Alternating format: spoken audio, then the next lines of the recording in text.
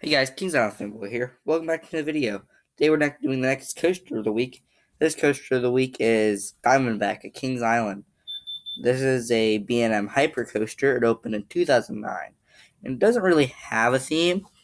The theme isn't really prominent. It is themed to a snake with the name Diamondback, and the trains do look like snakes.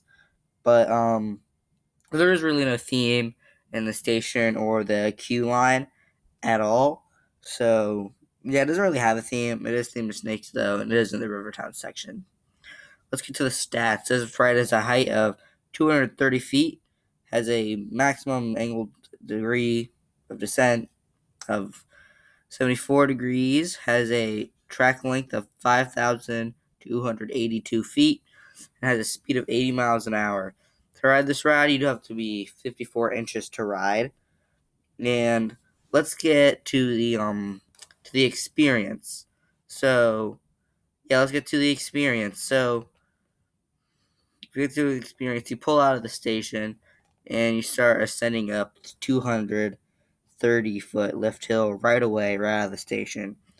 Now, the lift hill is pretty tall. This ride is a pretty tall ride. It is the tallest ride in Kings Island.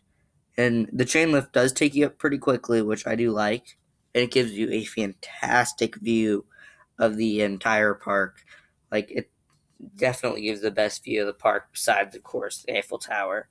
But it does give you a great view of the park. So, yeah, I do really like the lift hill is good. So then you crest over the top of the lift hill, and you can see the rest of the layout, and it gives a nice view of Rivertown. So you come down the 215-foot drop, great airtime.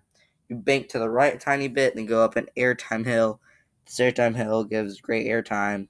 Every airtime hill on this gives fantastic airtime. So you bank to the left, go through another airtime hill. You go down the airtime hill into an overbank turn. The overbank turn's nice. You actually do get some airtime once you leave the overbank turn. You go up into a second airtime hill. This one does have a trim on it, which does kind of suck. Then you go into a helix, which you get your picture taken. Go up and into the mid-course. The mid-course doesn't really slow you down a whole bunch, but yeah, mid-course is kind of meh. So you go over some airtime hills. These airtime hills do give you some good airtime. You go over two airtime hills. Then you go over a helix. This helix is really cool because it actually goes over a game. So you can look down, there's a game right there. Then you go over out of the helix into the most iconic part, the splashdown. The splashdown is really cool, and it does give a great effect. And if you sit in the back, you can actually feel the splashdown. So let's get to my best seat. The best seat on this ride, I would say, is the back row. The back row, I would say, is definitely the best seat on the ride. You do get some great airtime on every single one of those airtime hills, especially the drop. The drop gives great airtime on the back row. So let's get to the rating. I rate this ride a 9 out of 10.